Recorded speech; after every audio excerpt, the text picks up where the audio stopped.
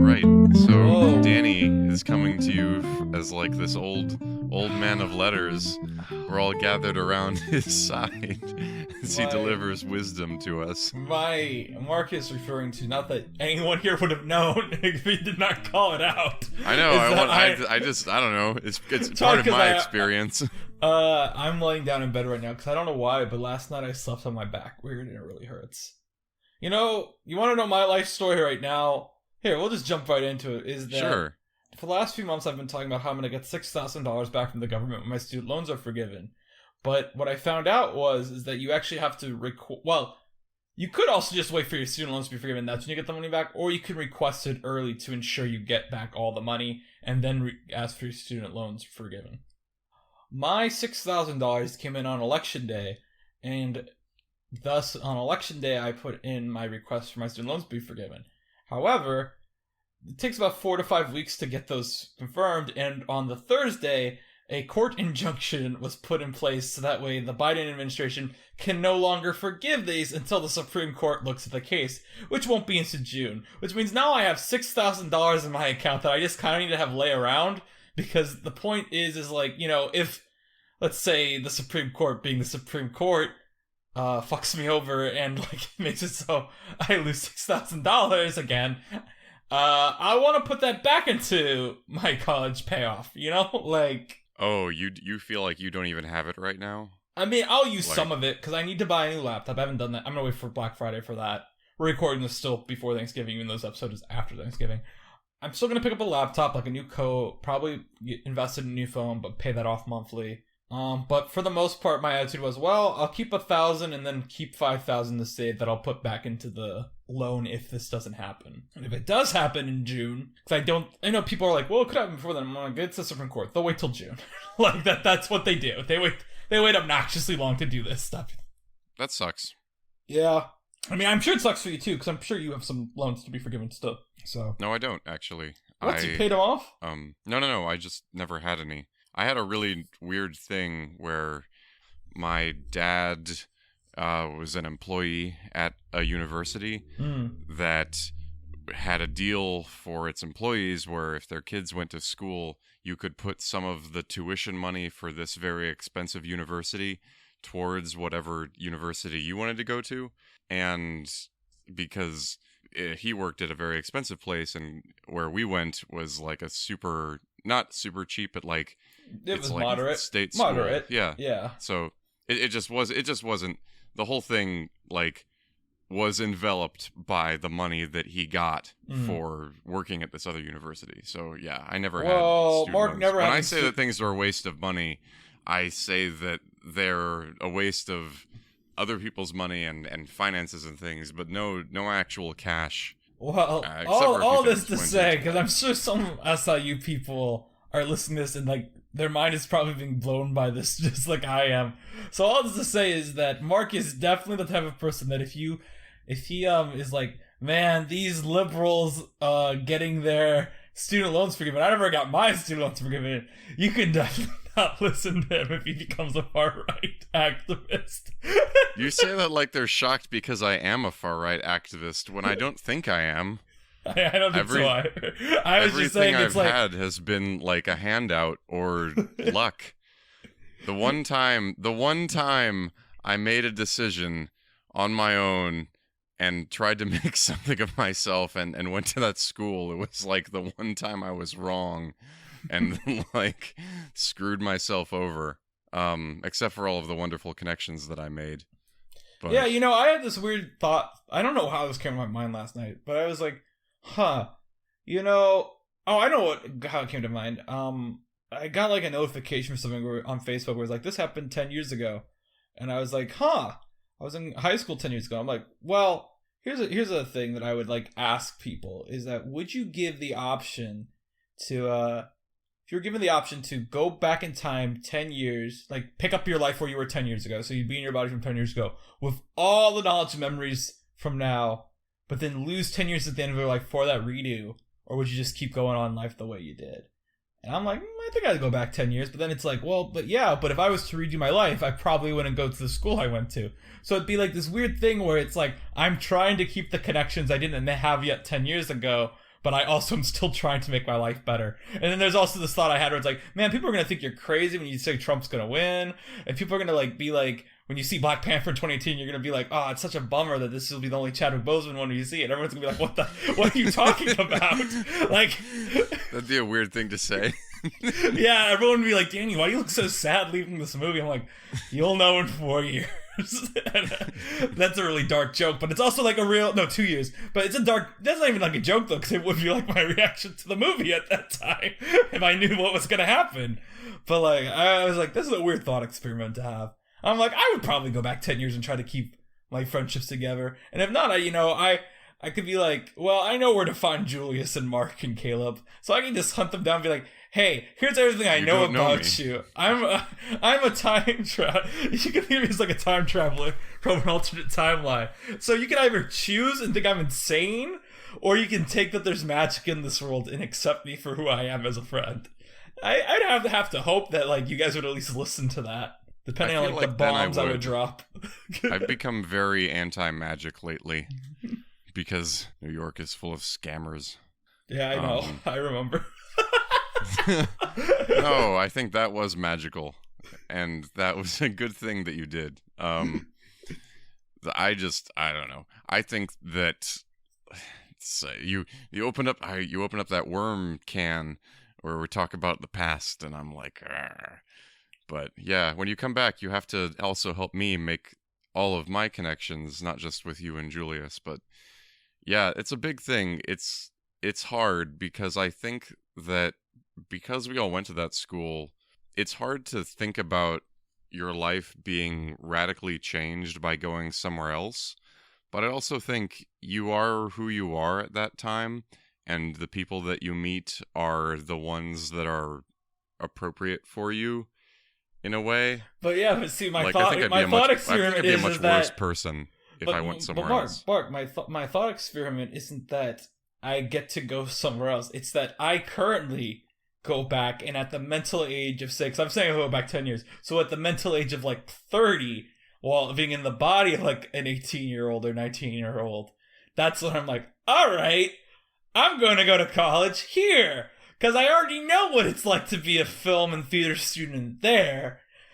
It's not like, well, it's your best choice for... No, that's not what the thought experiment is. I can't say what 2014 me would have thought was the best options if I... But I'm saying what would 2026 me being in 2014 with... Well, I guess 2024 me being in 2014. What would I do? Here's a question. Would you still major in film/theater? No, I'd probably just do theater. And I'd probably explore acting more at a younger... I would probably go to school for acting then. Interesting. Honestly. Yeah. And I would still write around on the side. Because the thing is, one thought I also had was, can you imagine, as someone who's addicted to Letterboxd, how in a way, it'd be like, oh no, all my reviews are gone! And you have to rewrite them all if you want them to be up there. And then I just wouldn't bother ever writing reviews. And everyone would be like, well, Danny, why don't you write reviews? I'd be like, I did it already. And they'd be like, what are you talking about? I'm like, you don't need to know. Honestly, I think in this world where I keep like flaunting that I know the future, I don't probably make a lot of friends because everyone just probably thinks I'm insane. But then I'd be like... interesting. Oh, go on. Well, then it's like, well, I know when to invest in Twitter. I know when to get off of the Twitter train. That's like one of the few things I would know when to invest in to get off of it. I think it's interesting, though. This was like my trying to fall asleep thought last night. I feel like I have this in real life with my younger brother and just anyone I know who's around that age or I mean, that much younger than me. Just like in college age. Or just anyone younger than me. I feel like I have this intense urge to tell them things and to be like, you should do this with your life. And like, I want to tell people things so badly because I don't want them to make the same mistakes. But I do think a lot about that.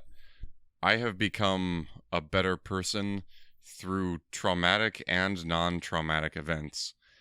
And it's really hard for me to look at traumatic events in my life and then say, here's how that should have gone differently that would have made me not an asshole. You know, I don't have a solution that is a non-traumatic thing happening that I can provide to other people and say, like, this is how you do it.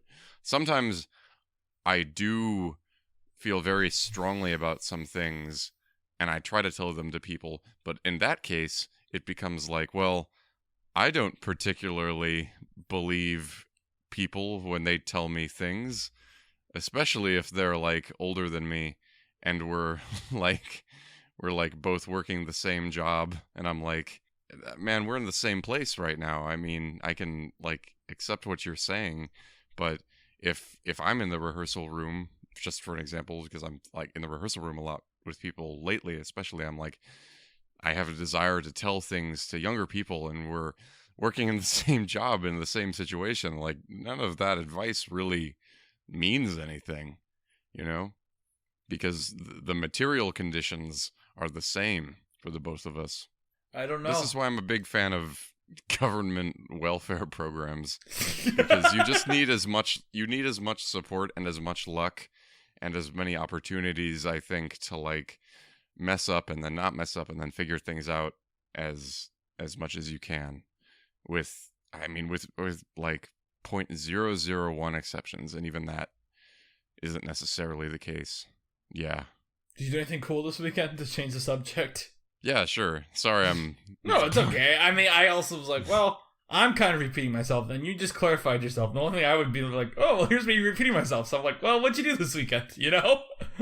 Well, today, actually, I had a day off from Tech Week for the show that will have come out like a month before this podcast episode is released. So I went to the store, and along with my groceries, if I have a free day sometimes and I'm just out, and then whenever I make my grocery run, I like to, like, buy a little recipe for that night, because normally what I have to eat is, like, meal planning, but sometimes you get to go out and you get to make, like, that meal that you can only eat that day. So I made some beef stroganoff, and nice. That brought me some joy. In forever. What?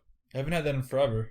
It's a fun time, but yeah, that's pretty much what I've been doing aside from being in the show. The other, actually, you know what, the other thing I did is a very small thing, and it's just, I was just feeling stressed because I've got a bunch of things in the air right now, and I just opened up my email drafts and my notes, and I started working on an outline of a play.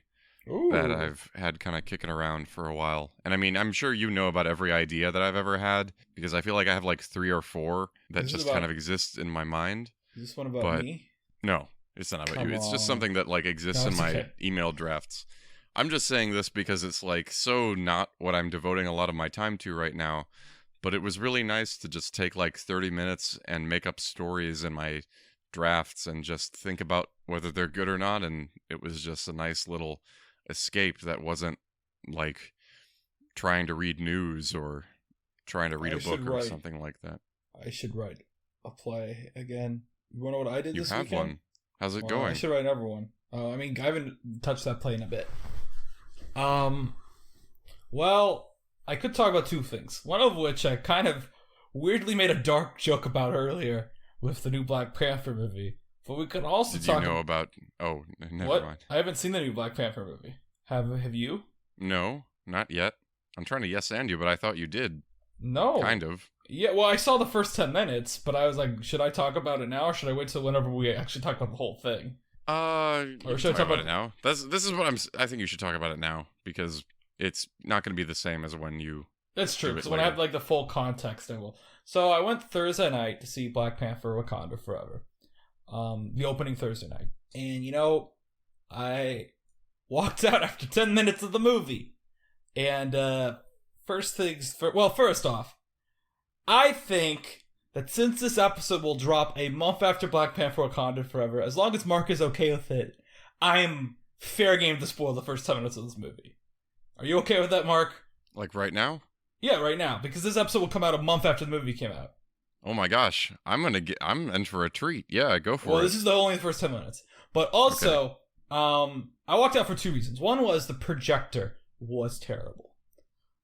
The subtitles in it were out of focus. It felt like I didn't have my glasses on. I know you're wondering, Danny, how are there subtitles in the black? Did you go to a subtitled showing? Is that what you're going to ask me, Mark? Or do you know why No, there'd be because I subtitles thought on the movie? immediately that there are, it's like South American, and I don't remember if Wakanda has a language. Wakanda But does have a language. Yeah, that's more the thing. Is like, yeah, there's yeah. going to be Wakandan language, and that's going to be subtitled. Like, but yes, that was out of focus, and then it was like, it was very dark. And initially I thought, oh, maybe it's just a darker color palette because, T'Challa's dead and it's sad. And then I was like, no, that's dumb. Because I've seen the trailers for this movie and the darkness in it looked very intentional, like a good use of shadows where you could like see like varying like levels of the blackness in it. And the thing that stood out to me is that I basically saw 3 scenes. The last scene of which is Namor and his buddies attacking a boat. And that's in all the trailers where it's like, you see these guys scaling the side of a boat. And in the trailers, yes, it's nighttime, but you can still clearly see everything. I could not see anything in these scenes. I could see vague outlines moving. I know they are like kept in shadow because you don't know who these characters are yet, but it's like impossible to follow. I can tell there's an issue with the bulb. And honestly, I should have told there was an issue with the projector bulb during the trailers when I got the Ant-Man 3 trailer and I could not see Jonathan Majors at all. And I've seen the trailer online. He's not lit great, but you can obviously tell it's Jonathan Majors in the trailer, like, because he's like the big reveal. However, I think the more important thing to say about Black Panther Wakanda Forever, me missing the first 10 minutes, is that I had the option to go back on this weekend, and I didn't. For a variety of reasons. One of them being I had plans. So it's like, well, I could go see it, but I don't really want to rush from the plans I have to watch a 3-hour-long Black Panther movie and not give it the attention it deserves. And that's really the main reason I walked out, is that quote there is like, giving it the attention it deserves. Because I've been looking forward to Black Panther Wakanda Forever since the trailer dropped. Before then, I was incredibly iffy on the project, mostly because of Letitia Wright's political and vaccination views that I do not appreciate moving her up to have a big platform. And also, just the fact that I was like, why is she going to be the lead when we got Lupita Nyong'o there, or Winston Duke there? Like, we have other better options there. Basically, I'm saying, Ryan Coogler, did you not like us?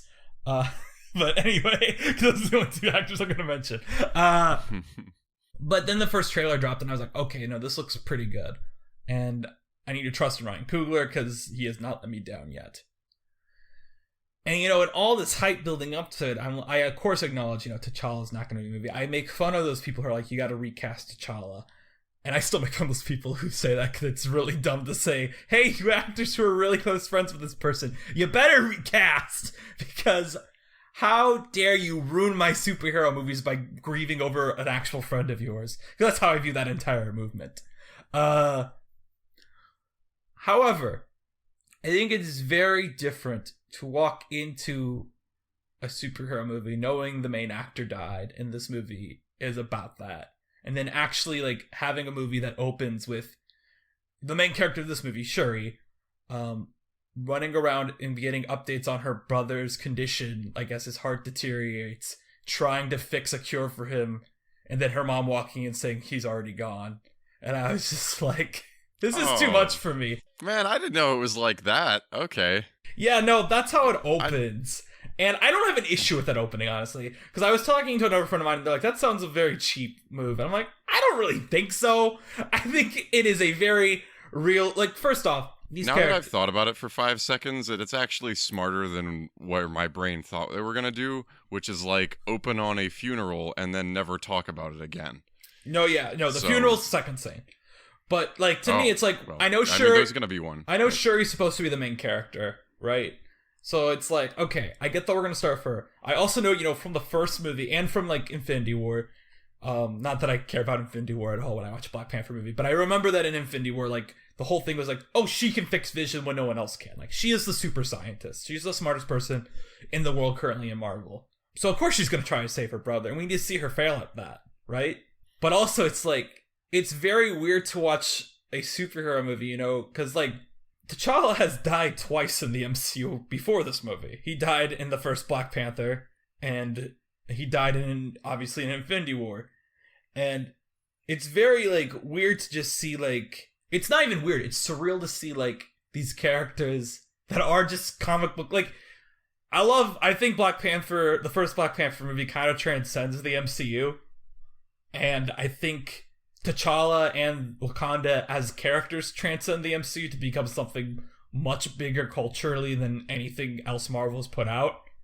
Which is why it's just so bizarre to see this thing where it opens where it's like, we're losing T'Challa because he's sick and he's gone now. And I was just like, I don't know if I can deal with it. I don't think I'm... it's not even emotionally prepared. I don't think I'm mentally prepared to handle this, because it's like, you know, that happens, there's a funeral, and then the Marvel logo happens, and then we cut to a year later and the plot begins. And it's just like, whoa, wait, you can't tell me to care about Namor attacking the ship when I just realized I actually had the realization I'm about to watch a 3-hour Black Panther movie without T'Challa in it. Because you might have told me I'm going to get that for the last 2 years, but being served it is very like a immediate, like, I need to digest this right now. Because it's too raw for me to just go on. Because Chadwick Boseman's passing in 2020, I think, is the most a celebrity death has ever impacted me.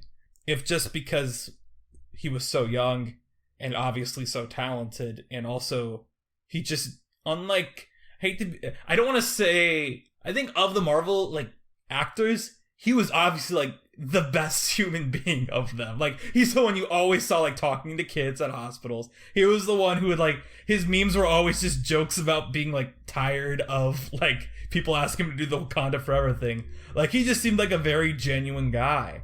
And also, it's just, like, obviously, T'Challa, like, Marvel wants to pretend like that Captain Marvel's a big deal. And I guess she is, because she's their first female hero. But Black Panther stands alone, like, T'Challa stands alone in, like, big media as being a black male role model that everyone can look up to and has a regalness to him. When T'Challa walks in, you know things are serious in these movies. And he still cracks jokes, but it's like... And then, you know, immediately being like, well, he's not in this, and we gotta move on to go see the cool bad guy, and I'm just like, I'm sure this might work once I give it, like, time for me to actually watch this first 10 minutes as a short film. Not that I'm going to view it as that. You know, when I watch the whole movie, I'll view it as a whole movie. But right now, I'm just like, I need a break. I just need a break. So I'm going to go see it this weekend. All right. Yeah. Yeah, but instead I saw RRR. I haven't had, like... Instead I went to a rowdy screening of RRR with the director in attendance. I saw. Actually, it's really funny. I did watch that clip. I'm sorry. Did you get to that part of the movie? No. I hate you. For the record, like, for people who've listened to this podcast who have seen RRR, Mark has not seen the Natu scene. He hasn't made it that far in the movie. He gave up before. I haven't seen the what? That's the name of the song, is Natu. Well, I've seen it now. But you didn't... I'm like, all right. It's great. It's a great moment. Well, the thing that I was going to mention there very quickly is that it's really funny, because I noticed that Variety put up an article about it, and Discussing Film put up, like, a tweet about it, and I saw that apparently it's, like, big news in India, is that someone asked him, the moderator asked him, I don't remember, it was just, like, a general what's next thing, or it's like, is it possible we'll see more of Beam or Ram, those are the main characters, and he just goes off, he's like, well, you know, my father screenwrites for all my movies, and he is working out some couple ideas for RRR too. And everyone, like, Variety, like, everyone's like, what? Whoa! Like, I didn't realize he, like, and I was like, I thought he hinted at it earlier in interviews, but no, apparently this is, like, the news drop that I was at. Did the crowd react accordingly? Everyone was like, yeah! Yeah, it was a fun crowd. We were booing at points, we were cheering. My take on the movie is still about the same, where it's like, I don't like the politics of this still, but man, what a movie. Mark's like, I'll never finish. It's too long. I can't do a 3-hour movie. It's not too long. It's just like, I don't know. Where did all that money go? I don't know. Actually, honestly, you know what? Guess the budget. Guess the budget. Kind of interesting. Guess the budget. So, what? Well, you're saying where did all the money go? What do you think the budget of RRR is? Keep in mind that it's COVID shot. It was the most expensive. Okay, but keep how much it's not an Indian film. It is in US dollars, and also keep in mind that COVID inflates. It had COVID shoot, so the budget might be higher than you think. It is 3,000,000. 300,000,000. This is one of those annoying times where I ask someone to guess something and I realize after asking them to guess they have no context for how things actually cost. Because for Mark to say, like, where'd all the money go? They probably spent like $3 million on it. That's like the Arrested Development. It's like, here's $5, go see it. That's what here's $20. Well, I don't know. I have like a filler in my brain that just says anything made outside the U.S. usually doesn't cost that much money. Well, but you're saying, where did the money go? That. This cost $70 million. And like the money, you can subtract 20 from that. Didn't the Master cost $70 million? What? The Master cost $70 million. Yeah, and RRR is like a big budget action movie.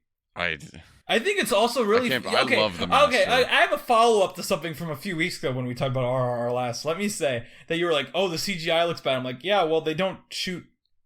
like, because there's no animals in it. The director, someone asked him about that at the Q&A, and he's like, well, it's against the law to put any animal on set of a movie in India other than elephants. And once, when I had an elephant on set, I noticed that they had shackles on it that buried into their legs. I'm not saying you should use animals in movies. I'm just saying... You're saying the CGI is bad when it's like, again, it's... Anytime you see... I just, like, fundamentally, it just wasn't speaking my language. It just, like... Of course it wasn't speaking your language. It's not... Well, no, I just mean, like, there's that one scene, which I did at the beginning, where he's, like, he needs to, like, go get that guy who's banging on the gates, and they send him out, and it's like, oh, man, he's gonna get the guy. And I'm like, all right, how many, like, angles of this, of him, like... jumping 2 feet am I gonna watch? I just think, like, Mark, there's no content here's here. The thing, it's not interesting. No. Here's the thing to me. It drives me crazy when people, like, and it's not just you, is if the movie is sold to you as, it's a two-parter, like, there's an intermission, why would you not at least give it the 80 minutes of time for the first half? Like, why would you not just finish the first 80 minutes? I will say there are parts of it that I do think are cool. Like, I liked the dance. It kind of, like, got under my skin like a TikTok video because it's so, like, saccharine that I'm like, oh, well, this is probably a good thing, actually, and I'm just reacting to it weird. And I do like, I think that when they save the kid, it is so ridiculous that I'm like, all right, cool. It's just ridiculous. It's ridiculous. And then it jumps into... it jumps into the friendship montage. It's like 6 minutes long. It's just them saying like, now we are friends, but who knows when we will fall apart? Who knows when this friendship will fall apart? Who can say? Ugh. Yeah, I'm just like, I don't know. I'm just reacting negatively because I feel alone in my dissent. And I feel like if I had like an iPad and then I like pushed in on someone walking, but I made like a noise with my mouth or something, I'd be like, this is the most expensive film ever made. This is the greatest action film of all time. I think you're making a big mistake because I feel like this is the most canceled you're ever going to be. You're basically saying Indian movies are cheap. That's how I'm reading your argument right now. That's not actually. I really like. I like. It's, and you corrected me. It's Tollywood, not Bollywood.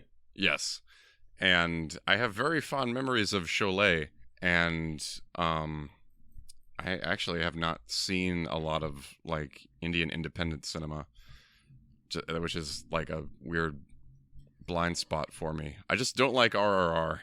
Well, Mark, and I think that it's like overhyped. Well, you didn't finish the movie. It's like you're like me and Black Panther Wakanda Forever. What happens? Should I draw? Okay, so Black Panther Wakanda Forever. After the first minutes, I gotta say, cheap movie. I don't know where the money went. That's not what you feel though. You're just putting a name under my opinion. Well, no, I'm just saying it's the movie I didn't finish yet. So you don't hear me saying like, "Oh, it's terrible." Whatever. Yeah, but you didn't finish it because it's almost too good. That's what you're saying about Wakanda Forever. It's too sad. I'm saying it's so affecting. Like, let me see if I should finish RRR. This great multi-episode saga of will I finish RRR? Mark, should we play games? Yeah, sure. All right. The Letterbox game. Letterbox has a feature where it tells you what the most similar movies are to the movie you just watched. The Letterboxd game is I'll give Mark the top 5 movies, and he has to guess. He has to guess what the movie is. I will say, this game, one of these is not a theatrically released... Well, I'll put it this way. One of these is probably not considered a film in your eyes. That's one giveaway I have to give you. Okay? What does that mean? You'll find out. Okay. In order for us to go from least hard to hardest, we will start with the most popular on Letterboxd and go down from there. This is the most viewed on Letterboxd. All films from the same franchise are removed. All films from the same director are removed. You ready for round 1? Yeah. All right. Your options are Feast, 2005, Hellboy, 2019, The Van Helsing movie, The Wolfman, 2010, and Malignant. Twilight. It's not Twilight. Twilight's on the top 25. Morbius. No. Morbius is not in the top 25. The year is 2022. I think Morbius was a good guess. This is the most popular Cabinet of movie Curiosities? No, because Hellboy's on the list. Well, no, it could be on there because it was only produced by him. I'm going to guess Cabinet of Curiosities. Well, so here's the thing with Cabinet of Curiosities. It's not that. It's not in the top 25, but what I will say is that if I... Well, first off, I have not watched Cabinet of Curiosities. I have no intent to. But if I do end up watching an episode or two, 1, they aren't directed by Guillermo del Toro, so you're correct there. But 2, those are listed individually. They're like Black Mirror episodes on Letterboxd, so they're listed individually. As individual films, television movies. So, just so you know. But I haven't watched any of them, so no. The next movie you get is the 2017 Mummy movie with Tom Cruise. The Whale is not out yet. I have to keep remembering It's going to be really funny. I could see you not knowing this thing exists. And when I tell you it, you're going to be like, what? That happened? I didn't guess Pearl last time. Was it Pearl? It's not Pearl. Pearl's not in the top 25. So now I will give you the final movie, and then I'll do the recap. So the final movie is It Chapter 2. So the films are... It's a 2022 thing. Feast, which came out in 2005. I don't know what it is. The Hellboy remake. Van Helsing. The Wolfman remake from 2010. Malignant. The Tom Cruise Mummy movie. And It Chapter 2. Interestingly enough, It Chapter 1 is not in the top 25. Smile. I don't think Smile's been not Smile's not in the top 25. You get a bonus guess because this is the film that is not a film.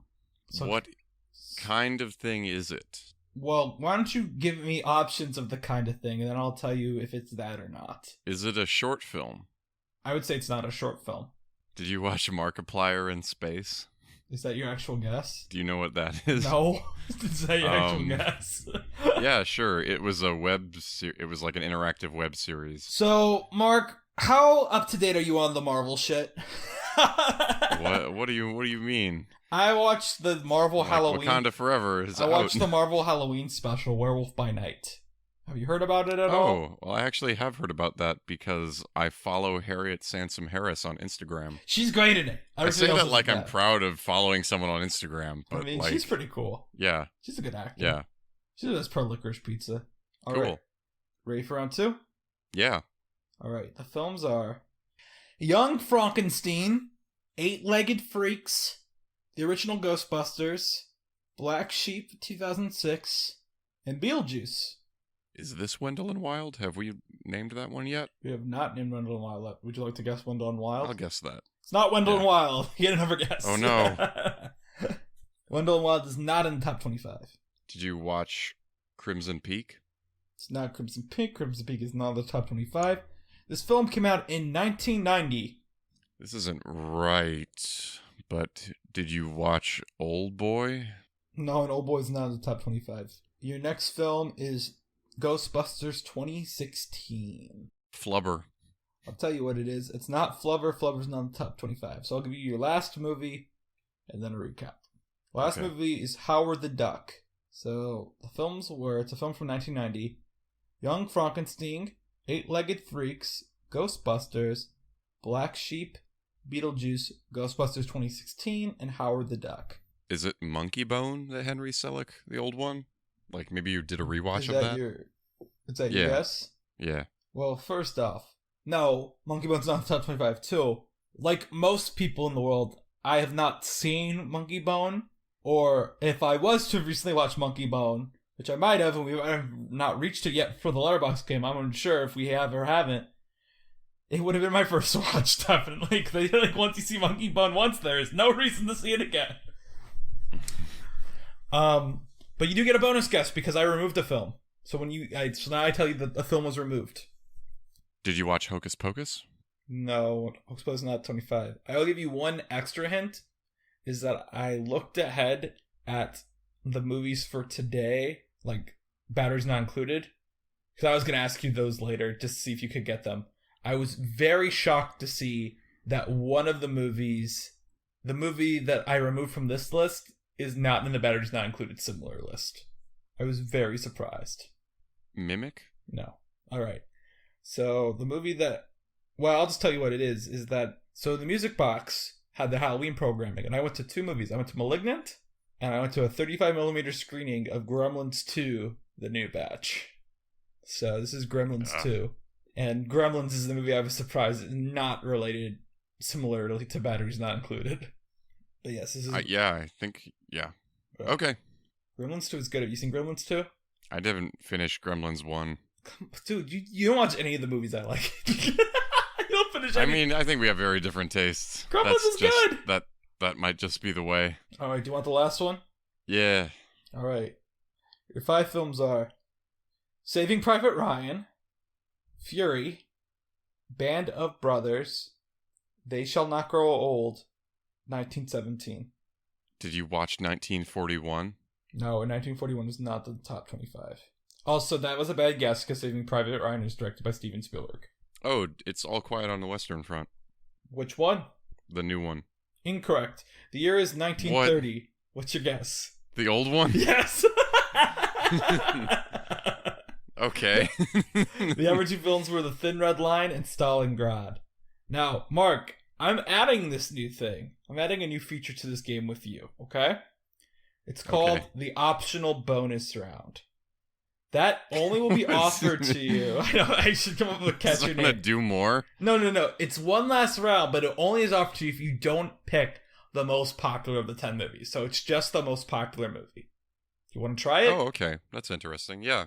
All right. So your 5 films are Captain Marvel, Aquaman, Avengers 1, Avengers Age of Ultron, Spider-Man Homecoming.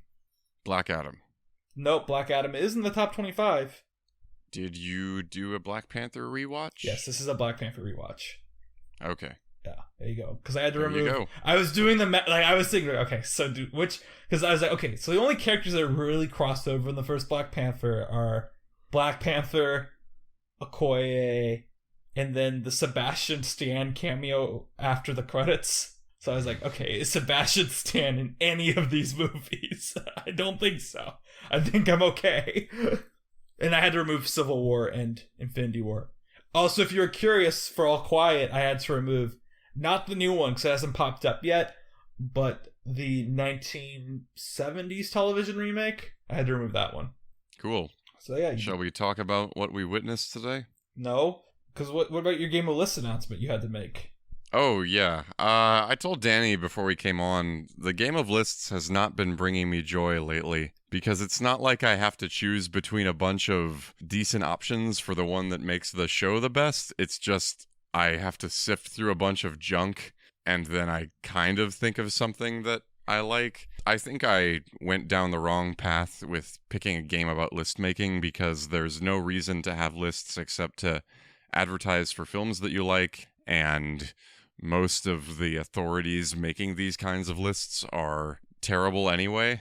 I thought about coming on today because I knew you had seen Wakanda Forever, and I wanted to do something that was I haven't seen it.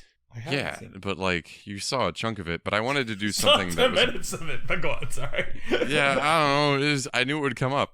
I tell this story. I've told this story a few times now, and today is finally the day I'm like, I'm gonna put this to bed.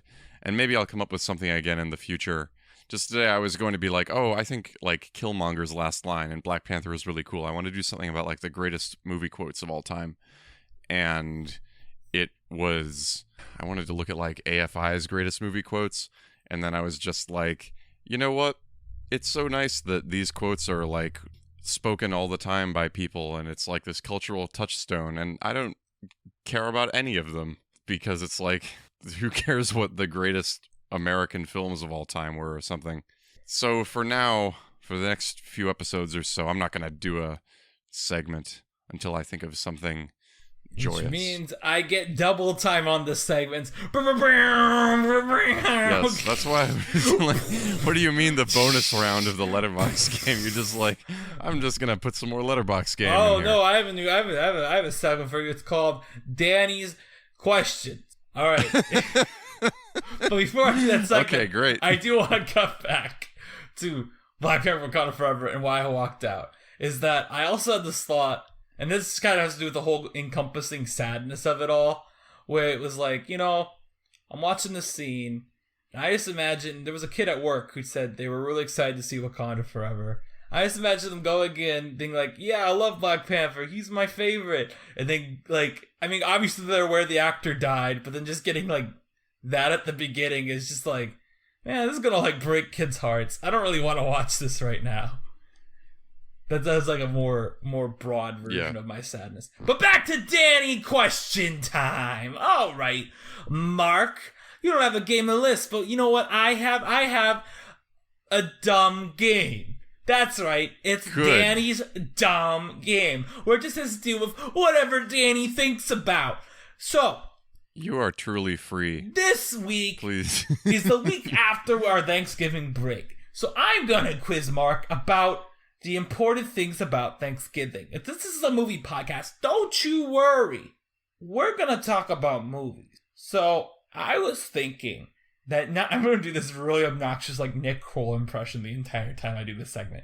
So I was thinking that what we could do is I could ask you 3 questions about Thanksgiving. Okay?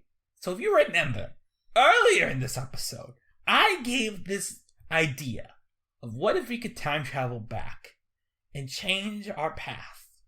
And I was thinking also about the classic Thanksgiving movie from 2013 about the turkeys who time travel back to the first Thanksgiving to convince the pilgrims to eat Chuck E. Cheese pizza instead of turkeys.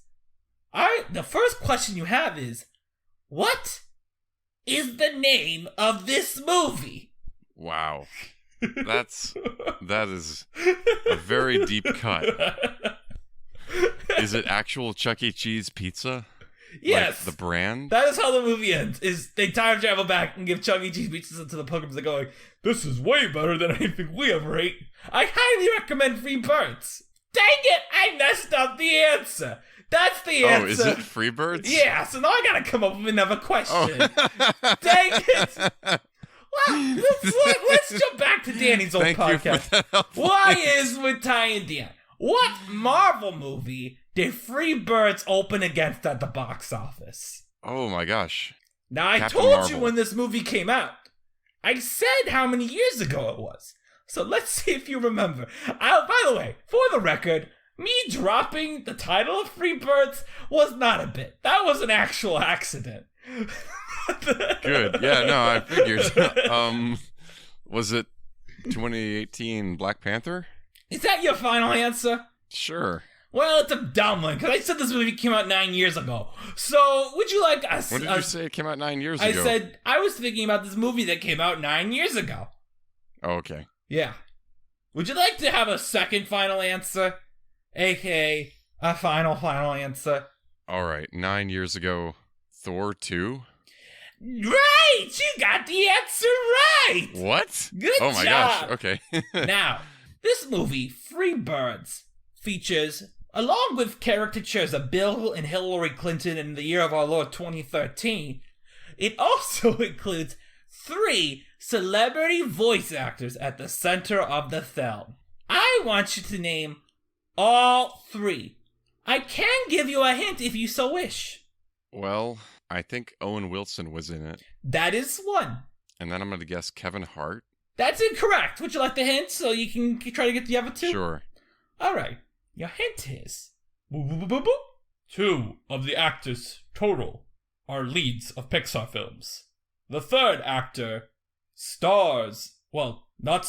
acts in the biggest film domestically at the box office in 2013, which opened the same month as Free Birds. That's your hint! Now I think this is a bad Harley Quinn impression, but...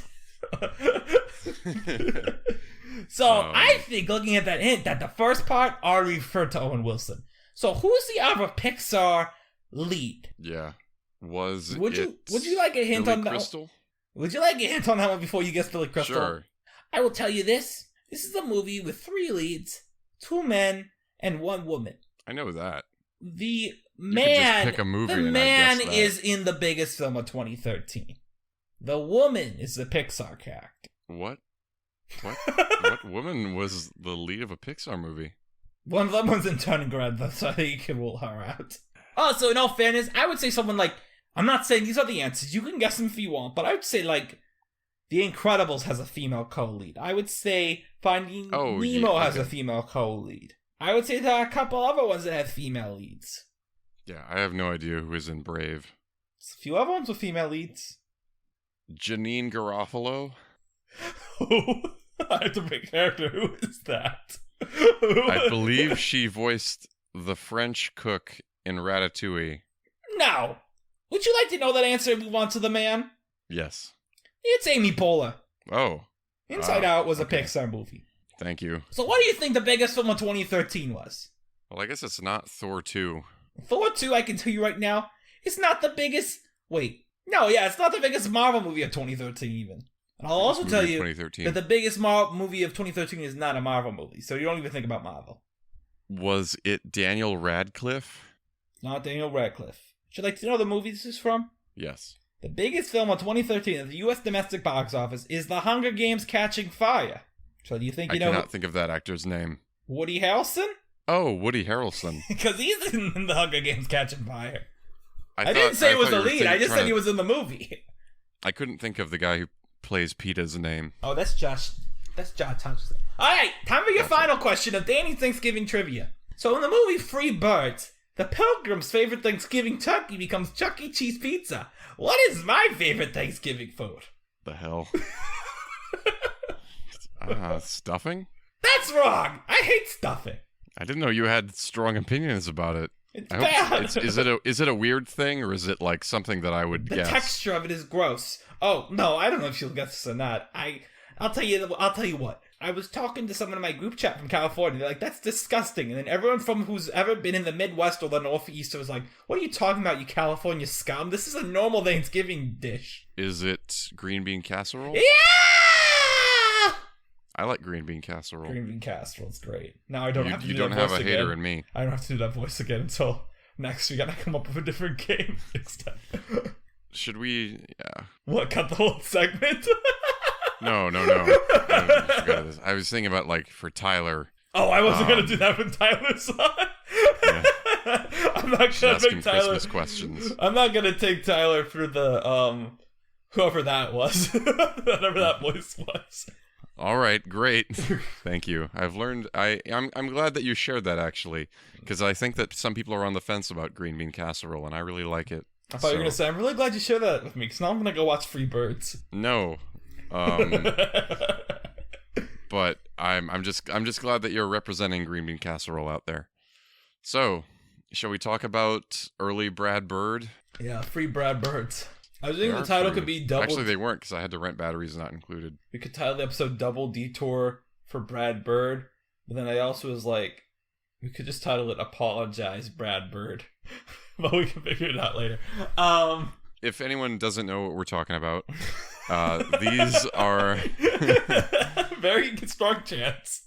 Well, yeah, so he made some short films before The Iron Giant. Not just short films, one of these is a feature. But yeah, they are... The animation in Family Dog, which is about a dog who has a horrible family, and it was part of Steven Spielberg's Amazing Stories. That's what I was actually going to say. We should title this episode... Television show. We should title this episode...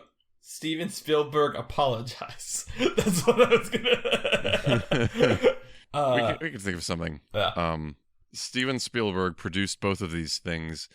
Originally, Batteries Not Included was supposed to be an episode of Amazing Stories, but he liked it so much he made it into a feature. He produced it, and then it was directed by the guy who I believe did some work on Mimic or directed Mimic, and he directed Dragon Slayer. The director of Batteries Not Included is the connection here for our DETOUR episode that I did before because I keep forgetting to do it. Is that we did the Iron Giant, then I realized, well, if we did everyone else's Matthew Robbins early work, but everyone else's early work, we should do Brad Bird's. We're not doing a Simpsons episode. Spoiler alert: the Simpsons movie qualifies for this episode, and I figure if we do a Simpsons movie episode, we can watch the Simpsons episodes then, if we want to. But Brad Bird did, as Mark said, an Amazing Stories episode called Family Dog, which was also a pilot for a TV show. We're not talking about the whole show because the show apparently sucks. And also, I don't think he's that involved with the show. I think he has like a creator credit, but he did not really work on it. And then Batteries Not Included, which he co-wrote. Presumably the final draft, because I noticed that his credit is shared with Matthew... What'd you say his name was? Matthew what? Matthew Robbins. Yeah, they share it's Matthew Robbins and Brad Bird, and then some other writer. And those other writers, I assume, were the first draft. But yeah, we're talking about these two movies. Well, this television episode and this movie. To cut to the chase on these movies, or rather the movie, I think Batteries Not Included is one of the worst things I've watched this year. I think it features very few redeeming qualities. I think it is a torture to get through. I did not enjoy it on any level other than the title sequence where I was like, oh, Steven Spielberg must have remembered this when he was working on the West Side Story remake. That was the only thought I had during it that I thought was amusing. Yeah, I actually think the title sequence I really liked. That's the one thing, and it got me thinking about how this has that title sequence, and then the Terrence Malick movie, which all day long I have not been able to think of the name of and never looked up the name of, has kind of a similar... Days of Heaven or Badlands? Days of Heaven, yeah. I was interested because Days of It reminded me of Newsies. Because I rewatched Newsies. Yeah. But yeah, go on, sorry.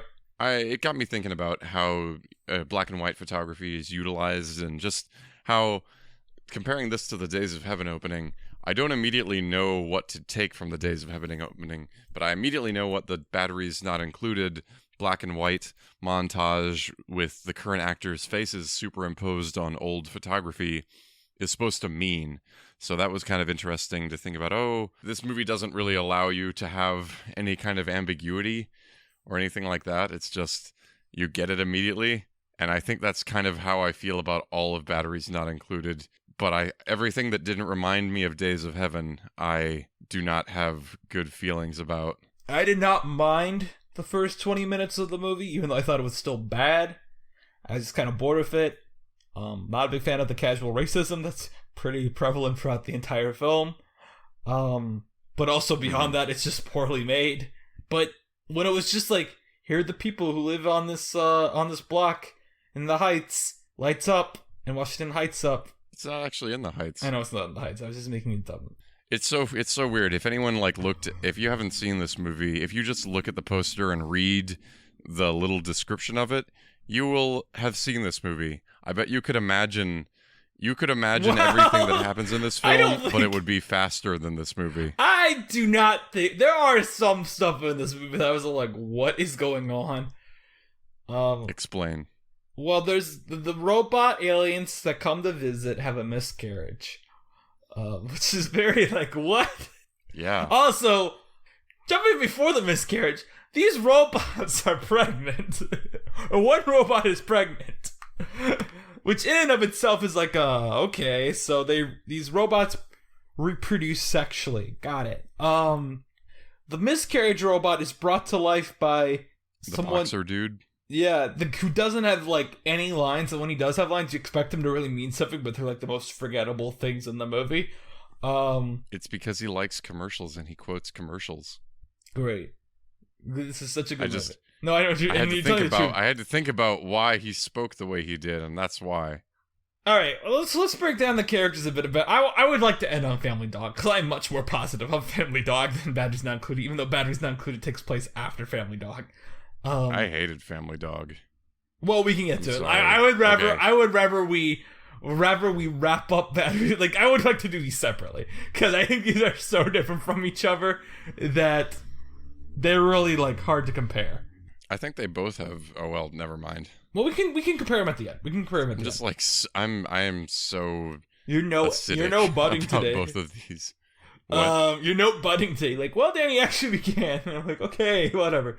Our main characters you're right. are two old white people. One of them's losing their mind. Some form of dementia She that's has always dementia. played for laughs. Well, it's always played for laughs for some reason. Until the end when she suddenly doesn't have it anymore. Because the plot demands it to be It got so. cured. I don't know, man. They Magic fixed of her. robots. They fixed her. So, and they own this diner that they refuse to sell to the people who are demolishing the area, which means this is really up. Pete Doctor's like, Brad Bird, do you remember that movie Batteries Not Included you did?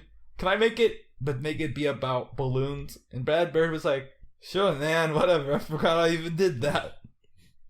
Then we also have the boxer who really does not have a big role in the movie.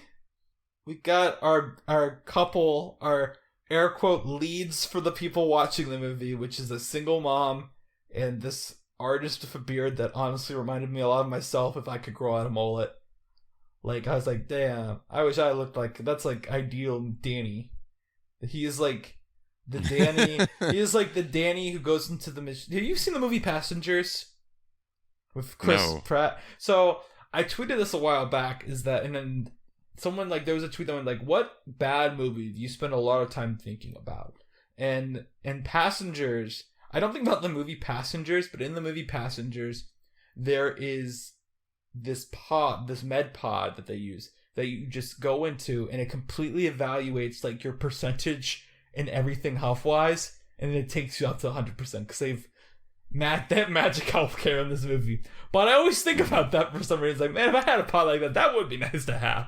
Because it's like you can just be in there. It's like sleep deprivation, 60% takes up to 0. Like take down to 0. You know what I mean? Like it's like it magically fixes you no matter what. I think about that all the time. Dennis Boutsikaris is he's received a lot of awards for audiobooks, and he's won some theater awards, and he did the audiobook for American Gods. He's me if I went into the Passengers pod and got fixed. Whoa, he was the first American to play Mozart. That's cool. Good for him!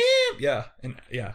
This is really sad, actually. I just looked at his wiki page. In 2009, he was in 2 Broadway revivals, Brighton Beach Memoirs and Broadway Bound. The first opened to wide acclaim, but closed after a week, and the latter never opened. So 2009 was a rough year for this guy. I don't know what his life is like. I mean, yeah, he seems like a cool guy. As I said, I wish I was him. And then we got the bad guy who's like a racial stereotype of, well, he's dead, it looks like. Oh, damn, actually, now I'm looking him up. This is sad. He died of a heart attack at age 30. Oh, man. That's Carlos, the bad guy. Yeah. Poor guy. Especially because, like, this movie's pretty bad. But also, it's sad because anyone who's 30 and dies of a heart attack is sad. And yeah, I don't know, that's the movie. Like, you know, like, 20 minutes we get these introductions. And then these robots come in that are really well, like, visual effects. But also, like, the movie kind of becomes plotless for a bit while these robots just go around fixing stuff. And honestly, whenever it cuts to the robots, I'm just, like, so bored with it. And then the robots go away and I'm even more bored. It feels like, that was my thought, is that, I mentioned this earlier, like, I looked up what this is similar films on Letterboxd as, and I was surprised Gremlins was not in it. This is like bad Gremlins. Like, Gremlins of no personality. Maybe. I don't know. I couldn't say about Second Gremlins. I feel like this is very Americana-y. That's what I mean. If you could imagine this movie, you could imagine this movie. It just has every stock character. They get into some mild scrapes, not huge deals. I do think the climax is pretty. It's not. I don't think anything in this movie is like well directed. but they do go for it story-wise at the end. Yeah, and then you get the robots coming back to fix everything. And look, I'll be honest. Look. Here's my thought on the movie. I think these robots are terrible. I hate them. I hate that these robots are in the movie. Well, because here's the thing. The other ones are stock characters. The robots aren't characters. They're like they're not even minions, because minions at least have the right of trying to be funny. These robots aren't even funny. They just show up, they get pregnant, they electrocute people, but what do they do that is funny? There's nothing funny in this movie. There are no jokes. They electrocute people, and they shoot backwards. They're good visual effects, but it's just, I don't care about them. One of them has to deal with a miscarriage on screen. Do I feel any emotion towards it? No. It's tragic. I think it's helpful to think of this film as pre-Ratatouille and pre-Up and pre-West Side Story 2021 there. Pre-West Side. I guess. Well, no, because they actually happen in different places. Because apparently if this happened in the East Village, it's not near Lincoln Center. Well, maybe West Side Story 2021. I said 2022 earlier. Maybe West Side Story 2021 would have been better if the Fix-It showed up. It was like, we're fixing this shit. Yeah. Jets, sharks. Robots. No need to fight. It's like what was the thing I saw recently where it was like, oh, it's actually RRR. But in general, it's like one of those things where hey guys, remember who the real enemy is. It's the Fix-Its. Those are the Jets and Sharks team up against. I would watch it. Imagine Riff and Bernardo back to back with baseball bats smashing Fix-Its. That would be good. That sounds like a Simpsons gag. Maybe, but it also sounds like something that I would like to see Mike Faced in with the actor who played Bernardo in the new West Side Story. The new one? Yeah. I was really aware of all those guys, and I've kind of fallen off the wagon. I thought David Alvarez is the guy who plays Bernardo. My hot take on West Side Story 2021, which I'll just drop now because I don't know if it'll ever come up again in a semi-natural way, is that David Alvarez is the best performance in the movie. Which is a wild take because everyone on film Twitter fell in love with Mike Face, and I'm like, nah. But Bernardo though, I didn't. Yeah, I agree with you. I didn't finish West Side Story either. Did you at least get to America? What? Did you at least get to the song America? Honestly, no. You should watch that on YouTube. It's the best scene in the movie. I think I should watch that on YouTube. It was just I don't know what it was, man. West Side Story is another movie I walked out of early on, but that was just because I had a headache and I'm annoyed by all the singing, and I'm just gonna. Is that the one you had COVID during, or was that? No, that was Elvis, and I didn't find out I had COVID Elvis until afterwards.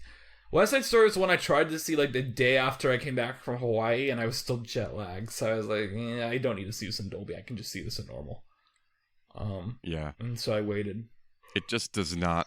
It doesn't feel like it has a strong reason to exist. Looks like batteries not included. Yeah.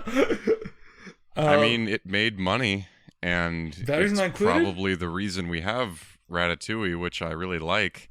This made money? How? Yeah, it did make money. Who wanted to see it? I don't know. I think you can sit through this movie. And I tell you what, it has my money because this is what I put on in the background while I was making my stroganoff earlier. I want to adjust this for inflation. See how much it's adjusted for inflation. So this movie came out, in 1987? Yeah.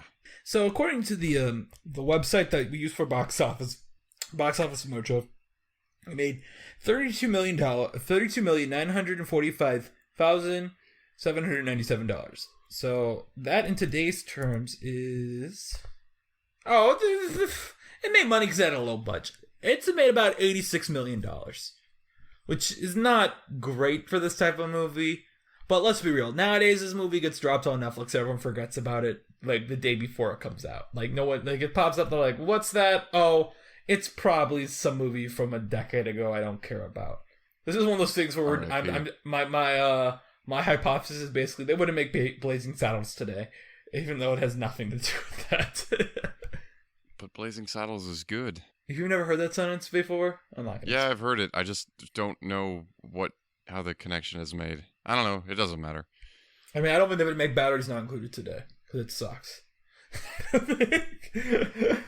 What I do want to ask you before we move on, unless there's more things to talk, I think it's really funny. Okay, I just want to have this thought, and we can keep it in the episode. It's one of the thoughts I had when I was watching Family Dog. Is, you know, last time we had a 3-minute long short, and we had so much to talk about, and now today I've watched a 100-minute movie and a 30-minute television episode. And I think I'm going to have way less interesting stuff to talk about than the 3-minute short gave me. Which be the way you think sometimes. But I wanted to ask you, did you notice that one of these actors appears later in a Brad Bird film that we'll talk about in this podcast? And if so, well, if not, can you guess which character shows up later on in a Brad Bird movie in a major role? In Family Dog? No, in Batteries Not Included. Hume Cronin was the only name that I don't want you to guess the name. I want you to guess the character. The character? Yeah, the character. Their actor appears later on in a Brad Bird film.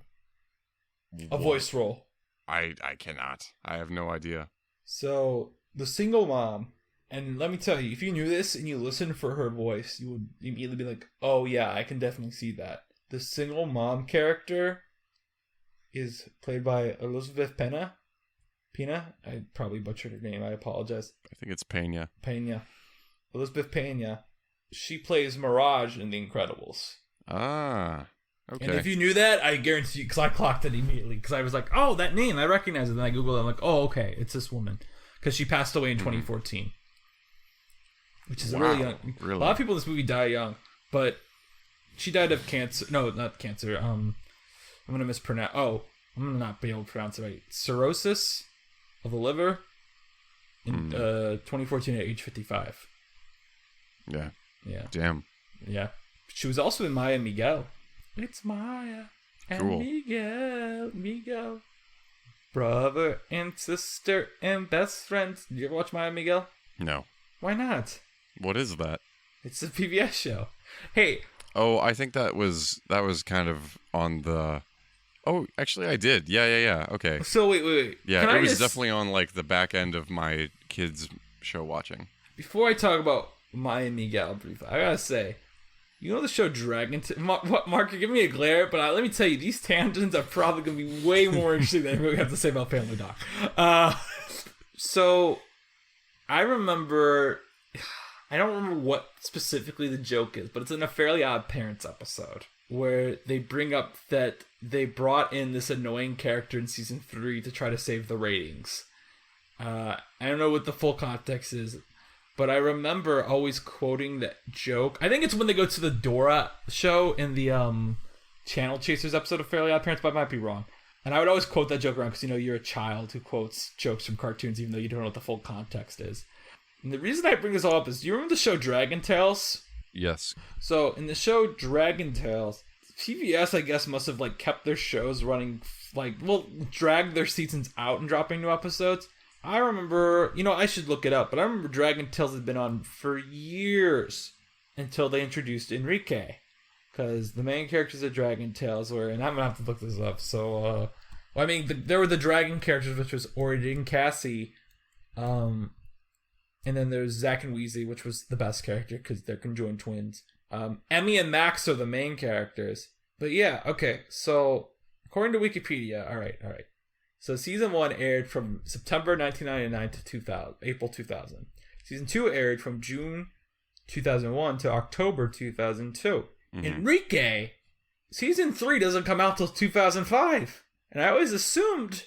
initially I assumed, it's supposed to be, season 6, 6 or whatever. I remember I looked it up as a kid on Wikipedia, and I discovered it was season 3. And I was like, oh my gosh, it's just like in the Fairly Odd Parents when they said they brought him in season 3. This was very mind-blowing to me as a child. Is this very good? Is this good content for the podcast? Is this good? I'm just not sure. You were surprised that the season 3 didn't come out for a while? I was surprised that it was actually season 3. Also, Lucy Liu was on Maya and Miguel. Guess how many seasons Maya and Miguel was? 4. 5! Oh, wait, no, it was 4. You're right. Sorry. Wait. Yeah, I was totally right I'm so about confused. Okay, hold on. No, okay. Here's my defense. So on Wikipedia, like there's the content thing, like the contents page. So it's episodes, and there's series overview, which you click and it says there's only 4. But there's also a section that says season 5 in the overall contents. So I'm confused because I feel like it looks like there is a season 5. It's just not included in the overall episode count. It's like the lost episodes. I'm so confused why this is that. That's kind of wasn't Dragon Tales around long enough to undergo the animation change? That seems weird. No, I don't think it had flat. 2005.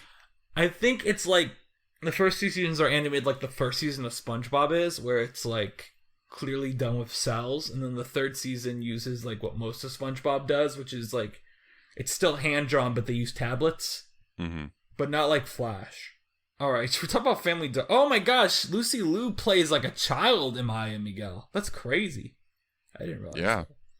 I assumed she was an adult. I have no beef with Enrique, just so you know. Well, I don't know if you were trying to turn me against him. Enrique was just annoying, but oh, okay.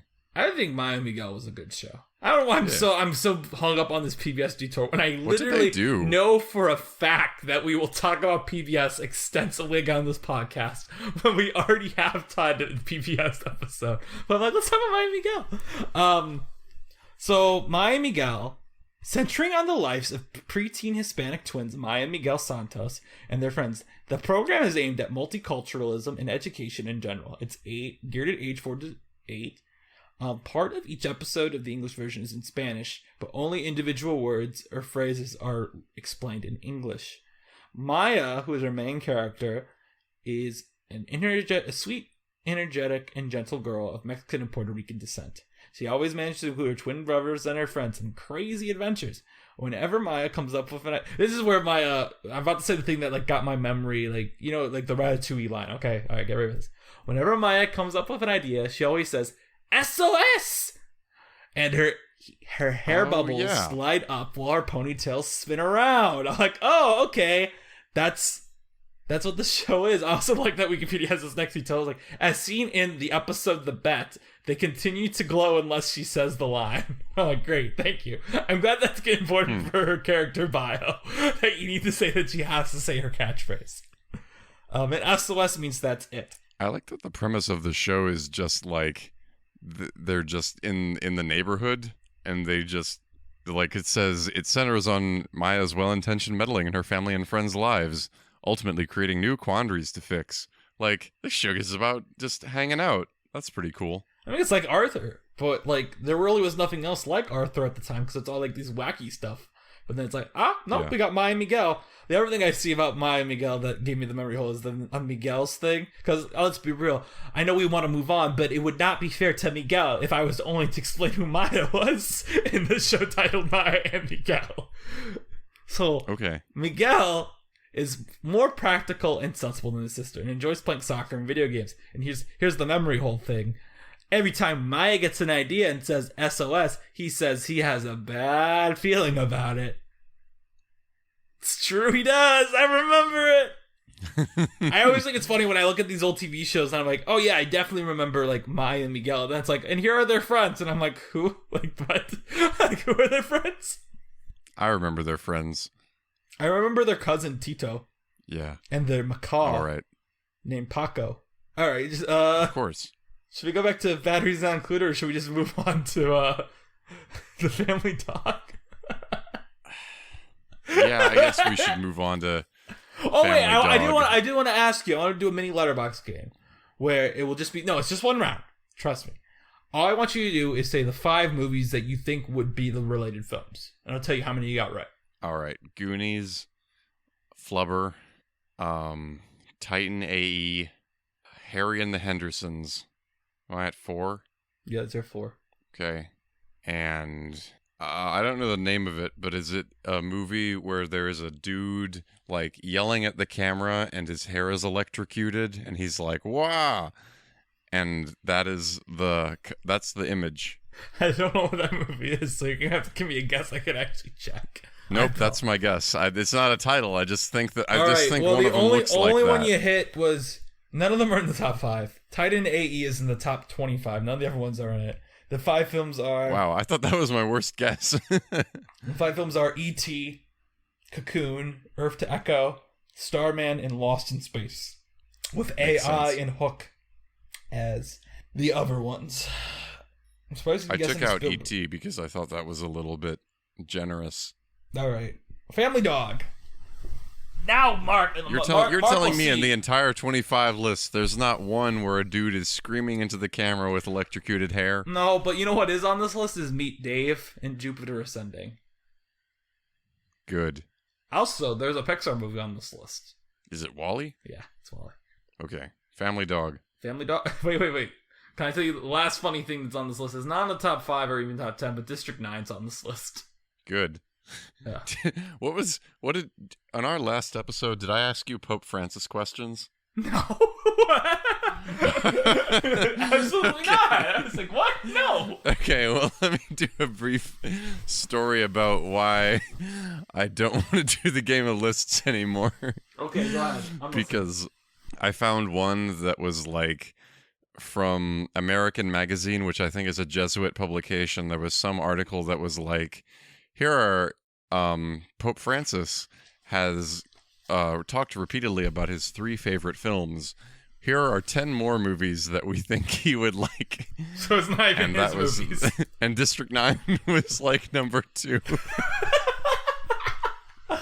Was it published in the year District 9 came out? No, it was like 2015, I think. He came to the U.S. at some point, and they showed Babette's Feast, I think.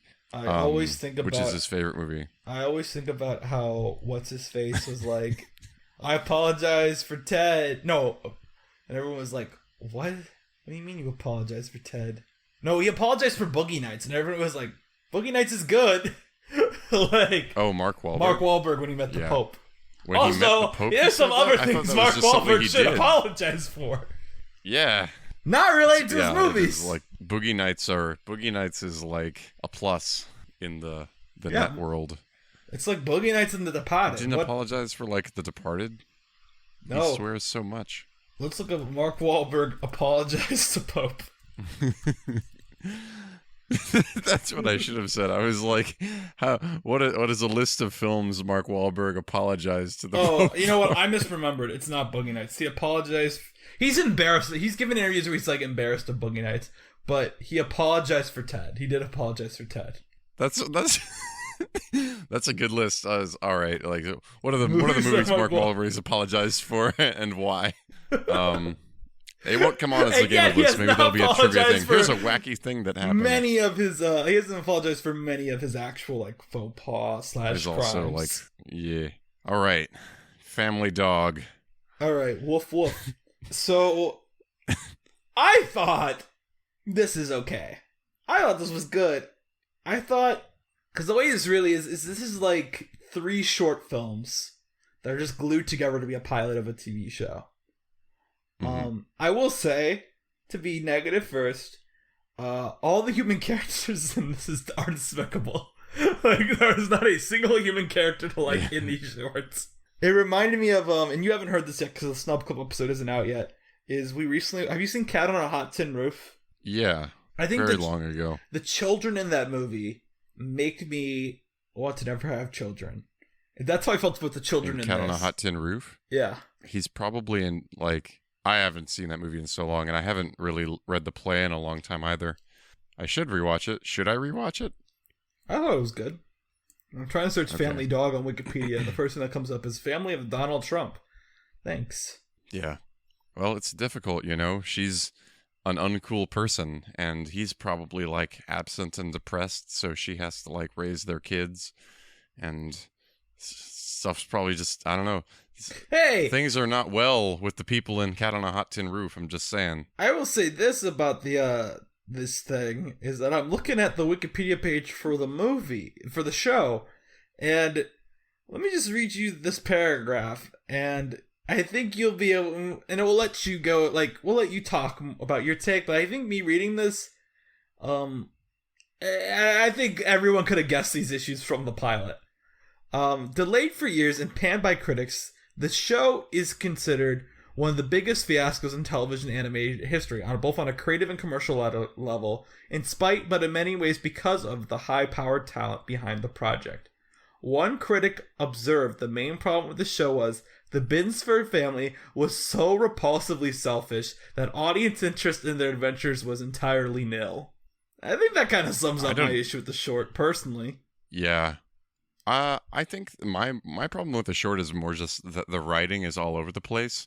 I think it's wrong to center the family so much, but I also think that if they were really consistently awful, then it might be kind of funny because of how bad they are, and then you could introduce more friends for the dog or whatever.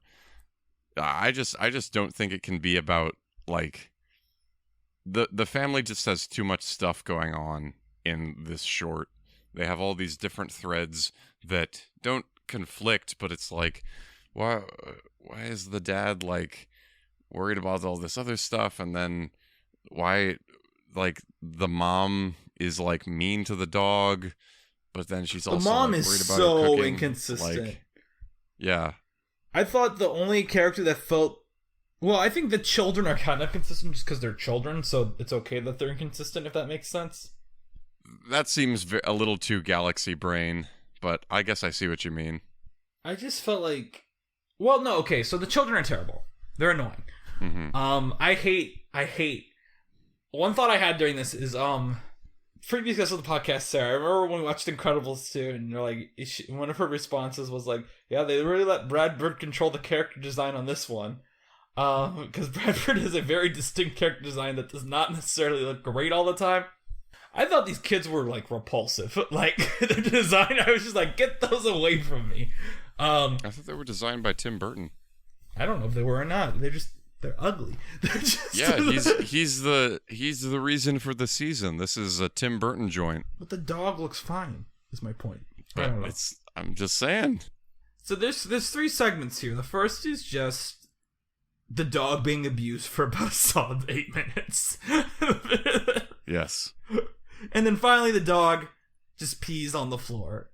And we're like, yeah, good dog, good dog. The only person who doesn't abuse him really is the dad. And even at the end, he kind of just becomes a jerk about it, too. None of these people should be allowed to have animals. How would you fix this film? Wait, just the first short, or, like, all of it?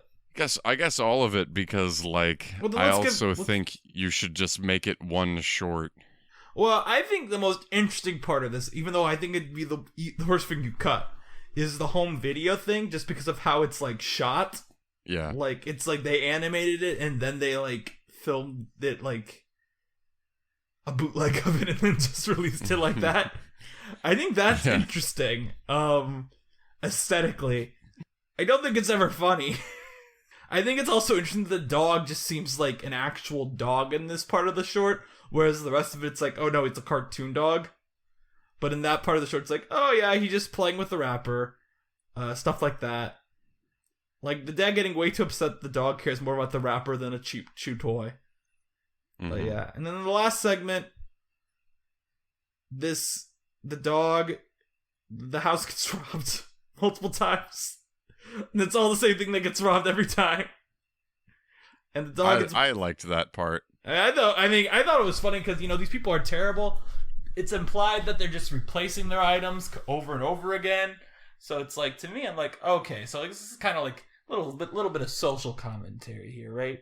This is like Parasite, but with dogs. Bow wow wow yippee oh yippee yay. Where my dog at? I think a lot of movies would be cool if they were Parasite, but with dogs.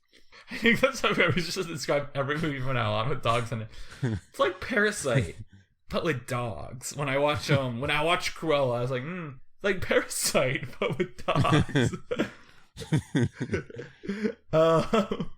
But then the dad blames the dog for not stopping these criminals, even though if you don't look at a picture of the dog, even though I'm sure Mark will put a picture of the dog in the episode photo, if this dog is like a little dog, this is not like this isn't even golden retriever, this isn't even like border collie size, this is a small dog.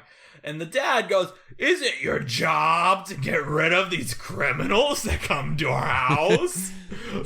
As the dog? And it's like, the dog's the size of your foot, dude. He can bark at these things as much as you want. He's not gonna be able to do much. And sure enough, that happens in the second part where, like, he gets pushed out of the house by the criminals. And then the dad, being what all great parents are, sarcasm, goes, well, since you failed, I'm going to take you to this abusive obedience school, or it's going to drill into you how to basically be a bad pit bull. And thus, the next time the criminals come, the dog bites them, and since he is a tiny dog, they're easily able to run out with him still attached to their arm. And I liked that bit too. I mean, I like that even too. though it also didn't make any sense. Let's be real. The way to fix this is just to have the last segment be the entire short and have it just be like, it's already you don't need to make it longer. If anything, you might want to cut down the beginning. Yeah, and also just make that consistent. I don't see why he holds on to the arm either. I mean, it's rule of funny. I don't mind that as much. Like, it's funny. No, you got to be more consistent. That's just my whole problem with all of these shorts is like they don't follow any thread and see what its natural conclusions would be. Isn't that what Batteries Not Included? So, but I feel like that's what I wanted to say about the both of them. I feel like Batteries Not Included, script-wise, is a massive improvement over Family Dog. Well, I don't think they're trying to do the same thing at all. One of them is being like a 3 stories television pilot. I just mean fundamentally, like in terms of the quality of dialogue and how the characters are built. I feel like these are just core things that you can critique about the both of them. Guess. No. But then the dog attacks a cop, which I'm not going to say it on the podcast because I don't want it to be used against me in the court of law, but Mark knows what I'm doing. Also, let's be real, the only funny joke in this to me is the constant newspaper that's like, family loses dog, what losers? I do like the one bit where I will say about Family Dog, the animation is really smooth. Yes. Which is very impressive. I thought it was really good, yeah. So, that's about it. Do you know who did the animation for Family Dog? Here's a hint. No. We covered them before on this podcast. I'm going to look it up. For a film they did. Come on, dude. What's the only animation? Joe Rampt. No. It's the guys who did Brave Little Toaster. Hyperion. I want to ask you one last thing about it, which is... Okay. So, Annie Potts is in this. Yeah. But... Big name. Did you look at who voices the son? I actually think it's interesting. I'll just tell you, you're not going to be able to guess. It's Scott Menville, whose a name I don't know if you recognize or not, but he's a very prolific voice actor nowadays. He plays Robin in like everything. Like in Teen Titans is the main thing. That's what I always think of him for.